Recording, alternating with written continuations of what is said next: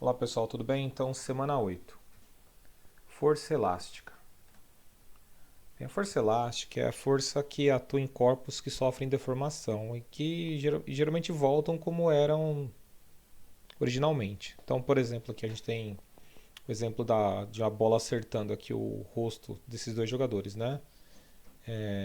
Na hora que a bola acerta o rosto, tanto o rosto quanto a bola sofrem deformação, mas a gente sabe que isso é muito rápido e volta como era. A bola volta no formato original, o rosto também. Né? Quem faz essa restauração do tamanho original do rosto, da bola, é a força elástica. E ela atua em molas, elásticos, bolas, qualquer corpo que estica e volta, ou quando comprimido também volta como era. Isso porque a força elástica é uma força chamada restauradora.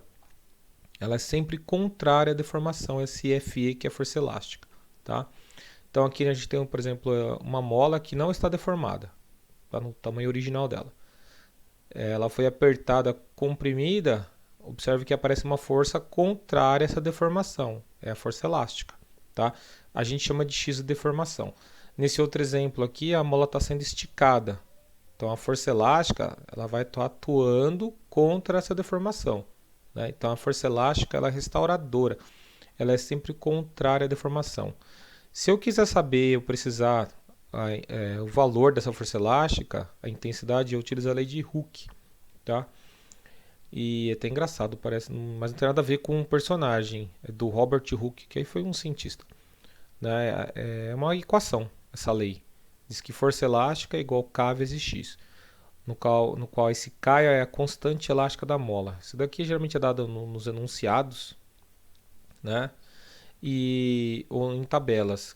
Você tem que saber o seguinte: quanto maior esse valor de K, mais dura a mola é. Né? Então, se você tem uma mola de plástico bem molinha, o K é pequenininho. Agora, se você tem um K alto, significa que a mola é dura. Pode ser uma mola de aço, por exemplo, de amortecedor de carro, por exemplo. E esse X é deformação. Observe que quanto maior o X, maior é o FE. Tem uma relação direta aqui, né? Tanto, isso daqui lembra uma equação de primeiro grau. Y igual a X, por exemplo. Né? Força elástica, exemplo. Então, uma mola de constante elástica K igual a 100 newtons por metro, observe que já foi dado no enunciado o valor do K. Né? Está deformada de meio metro. Foi comprimida meio metro. Calculem a intensidade dessa força elástica aqui. O que eu tenho que fazer? Aplicar a lei de Hooke. Força elástica igual a K vezes X. No caso aqui eu sei que a constante elástica é 100 newtons por metro. Ou seja, para esticar 1 metro dessa mola, eu tenho que fazer no mínimo 100 newtons. Né? O X é igual a meio, 100 vezes meio, 50 newtons. Então a força elástica aqui nesse momento, 50 newtons. Como eu havia falado para vocês, essa lei de Hooke nada mais é que uma equação de primeiro grau. Se nós fizermos um gráfico da força elástica em função da deformação, vai ser uma reta. Né? Porque é uma equação de primeiro grau. É uma função de primeiro grau. Né? Então, quanto mais eu deformo a mola, maior é a força restauradora. Né? E isso daqui é um gráfico linear. Né?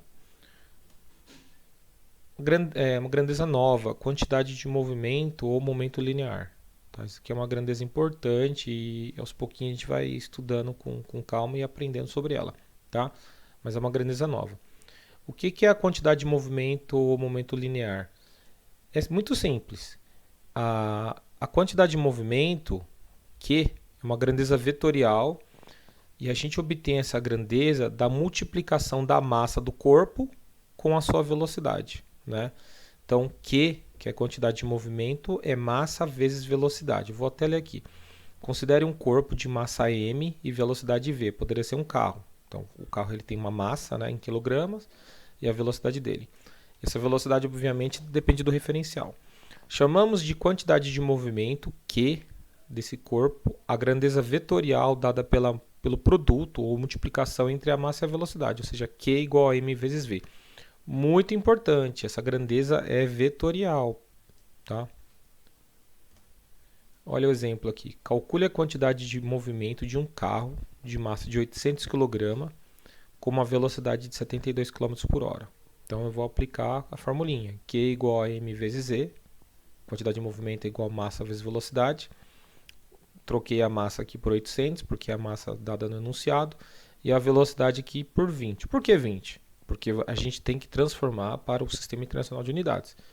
72 km por hora, se eu dividir por 3,6, vocês viram ano passado, né? Dividir por 3,6, vira metros por segundo. Então, 72 km por hora é a mesma coisa que 20 metros por segundo. Tá? Então, Q igual a M vezes V, 800 vezes 20, que vai dar 16.000 kg/metro por segundo. Essa daqui é a unidade de medida no Sistema Internacional de Unidades da quantidade de movimento. Tá? É o quilograma-metro por segundo. Beleza, pessoal? É isso aí, abraço. Daí tem os exercícios para vocês fazerem e irem melhorando e aprendendo sobre o assunto. Um abraço.